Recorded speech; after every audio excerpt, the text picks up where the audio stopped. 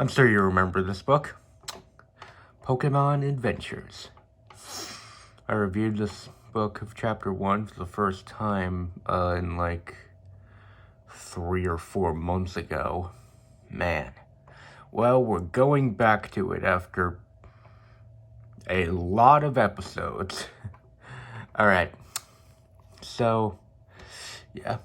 Last time we read through this, it was through the first ever chapter. And, yeah. I'm sure that you remember my terrible voice acting. But this time, I'll read through it first, and then I'll describe the events to you, rather than voice acting. I mean, I could voice act and just point things out, things like that.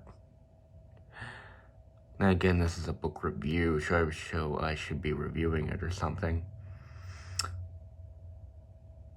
But anyway, I'm getting off track. It's time for the review.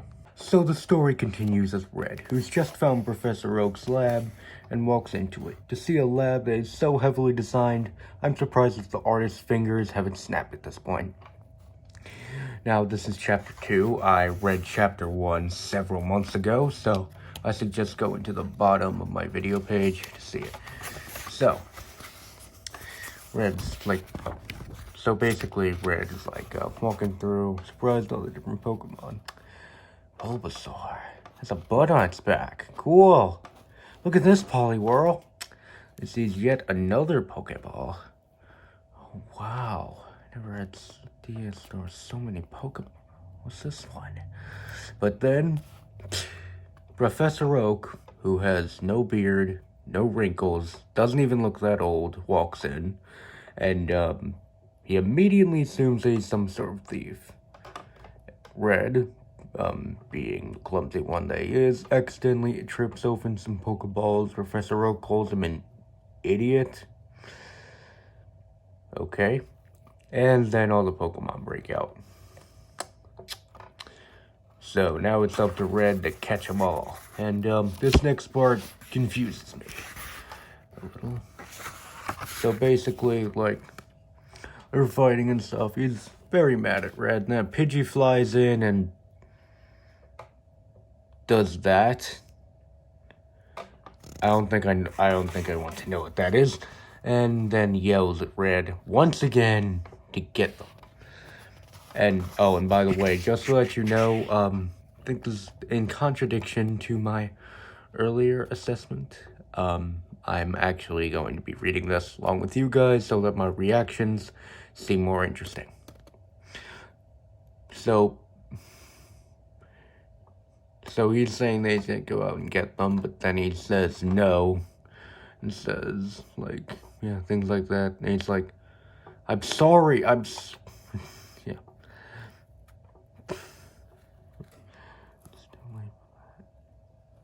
So, yeah. Oh, and forgive my silence, sometimes I don't know what to say. So, yeah, he's basically just telling him to not give up and stuff, and he's saying that he should get all of them that he got away. So, he's running, but then Professor Oak shows up on a bike. I mean, I know he had a bike in the Lugia movie, but, like, why? I mean, he's a rich professor that studies Pokemon. Shouldn't he have anything more than a bike? Rural Red just runs off and stuff, and then we get to the next part. Which Red finds a Meowth, calling it Kitty. It's a Meowth. Cats don't actually exist, but calls it a Meowth anyway for some reason. Oh, and a little thing I forgot to mention, but you probably know this. Pokemon and Pokeballs work differently. Here, you can see that the Meowth is actually held inside the Pokeball, as it is extremely tiny now. And before, Bulbasaur actually had its labeled name, Bulbasaur, on the back of the ball. That's pretty cool.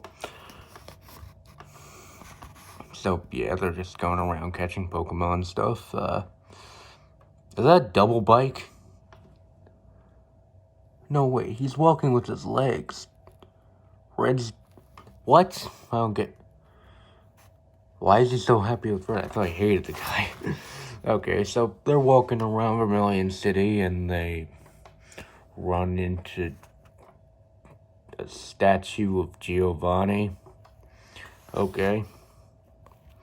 So, like, they're going around. This comes. What? Okay, so, hey, it's Bulbasaur. That's cool. Bulbasaur is having none of that. So, yeah, that's, pretty. Oh, wow, looks like a lot. So, let's see what's happening here. So, basically, he's trying to tame this ferocious, nervous, wild Bulbasaur. And like we all know, he's obviously going to get it. Oh, I thought I said it's the first time I've been outside. It's like, what? Also, first time he's been outside? Bulbasaur was born. I mean, unless he was born in captivity. I mean, Pokemon breeding didn't exist back then, so there's no way that he would have been born in captivity because they didn't have the idea for that. He would have been born outside, so he wouldn't have been born inside a building. So he has been outside before, so yeah. Kept separate from the others. There's another living thing besides Professor Oak.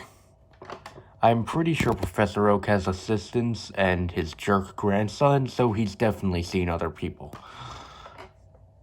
And then he's basically somehow was able to calm it. But then, oh no, Machamp comes out of nowhere. Oh boy. And yeah. Oh wait, no, it's a Machoke. Sorry. So basically, my gosh, that's a heavily detailed Machoke. Wow. That is one heck of an artist they got. So, yeah, basically he's about to punch him, and then suddenly Bulbasaur is somehow able to withstand the entire might of a Machoke. How? How? A vine's wrapped around its neck? What? Strangling Machoke by the neck? Ugh. Remember, this was back in the day when Pokemon was, both still developing and much darker, especially in the manga. I mean, my gosh. And, not only was it darker, but in some parts, it was a little more inappropriate. You probably might know what I'm talking about here if you like the Dale Pikachu manga, but that's a story for another day, so we're focusing on this. What's the Bulbasaur's best attack? Well, considering from what I've seen, it's probably Vine Whip. Wait, what is he saying? Okay. Okay, so he has a bulb up. And sleep? No, it can't be sleep powder.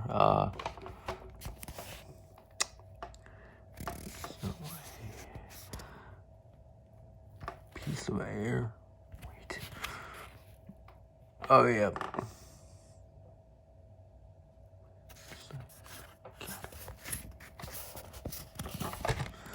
So, that's solar. Is it gonna use solar? Oh, wow. I mean, I know that Ash's Bulbasaur learned Solar Beam, but I don't know what level this thing is. Though it does tell you the levels at the end of the book, but I'm not going straight to the end of the book, because spoilers. Why is it saying Mama? I mean, I know it's Machoke, Choke, but it just doesn't make any sense. Then, BAM! Choke hits the ground, Bulbasaur got the KO.